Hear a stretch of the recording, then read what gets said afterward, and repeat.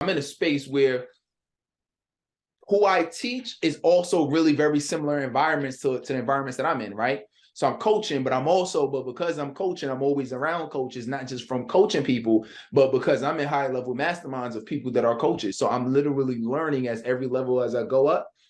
I'm in the same environments, learning, getting insights, getting ideas, getting breakthroughs with that will continually allow me to make adjustments every single day while I'm still working on the business and helping clients. And so I'm able to do that, but I'm able to still grow myself. You know what I'm saying? As opposed to if you're training, you're teaching, and then to clientele that isn't necessarily the niche that you're teaching. You know what I mean? So you're teaching leaders. So you could be, you could do leadership coaching, but that doesn't necessarily, you know what I'm saying? But you have to be environments that teach you how to be a great leader versus environments that may not necessarily have to do with leadership. You know what I mean? So always really just keep that in mind. And it really just made me think about that, because as I've been working a lot more with our agency, our Facebook ads agency, which by the way, now we got Facebook ads, we do YouTube ads, and then we also even do social media management now too, which is interesting. So as we've been getting more clients for those programs and for our agency, I've been noticing that there's a lot of folks who they have a general idea, but there's still gaps of specifically pinpointing who their messaging is for and creating messaging for that, but then also the environments of where these folks will hang out.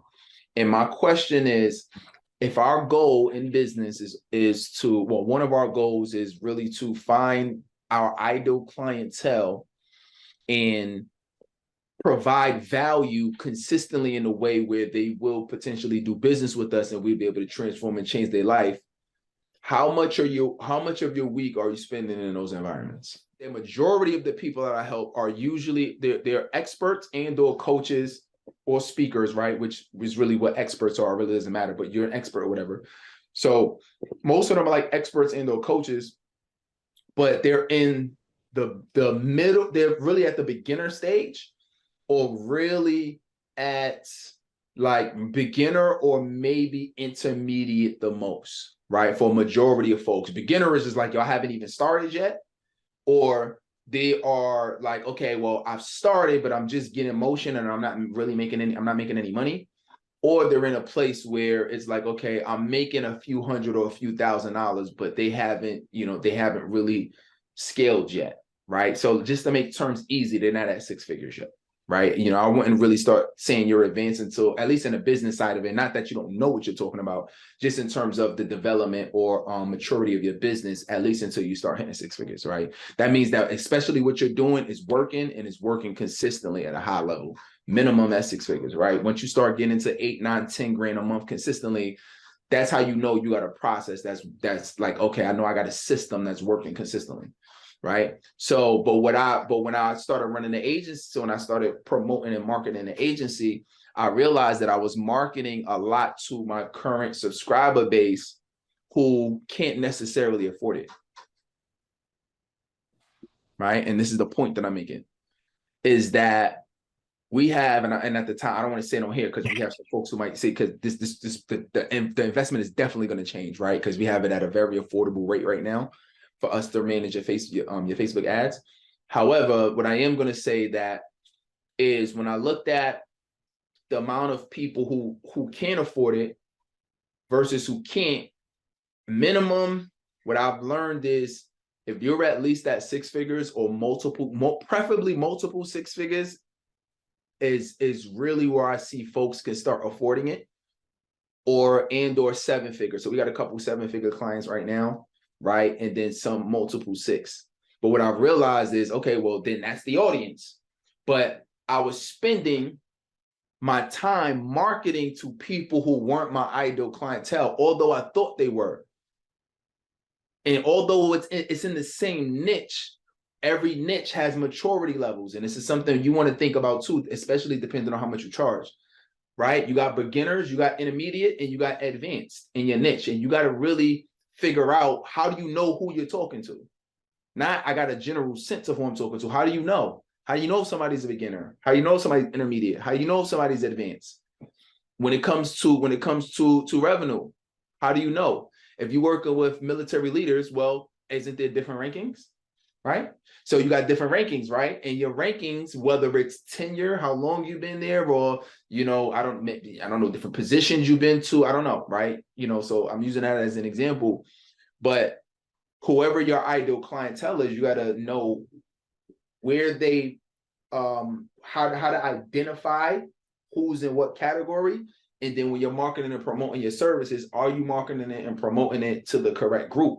Because not only does price points change, but language changes, right? Meaning there's certain terms that a beginner, if I'm working with a beginner coach or speaker, there's certain terms that they won't even know versus if I'm talking to somebody who's intermediate or advanced, right?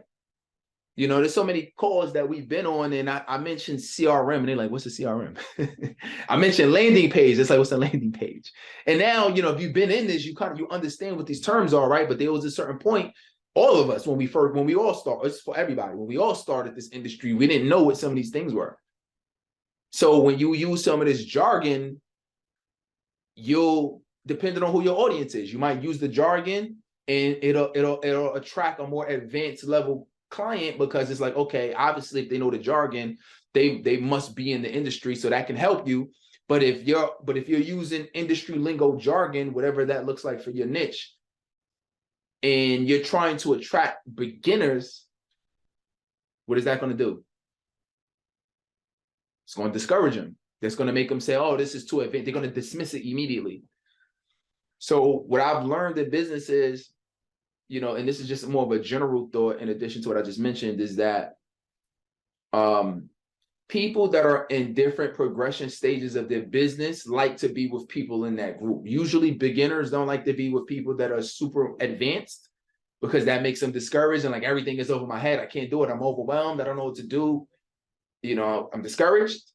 And then people are advanced, if they're learning and they're going through things that are so basic that they feel like, okay, I got to find another community because I know all of this stuff already. I'm already doing it. Even if they're not doing it, which, by the way, I made a mistake of that with some clients where I'm like, you want to go to the next level, you want to work with me one-on-one, which is, all right, cool. If you want to pay for me to work one-on-one, I understand and I get it. But I'm like, you really still need to be part of this program, because there's still holes and gaps. So a lot of times it's also just a perception, what they perceive for that they have already accomplished and or achieved.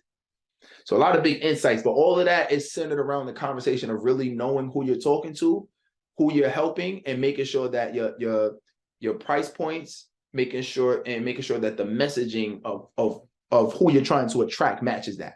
What I found is that people in our space, usually if they already, not all the time, but usually if they already have an audience, that's a good indicator that they have some level of success.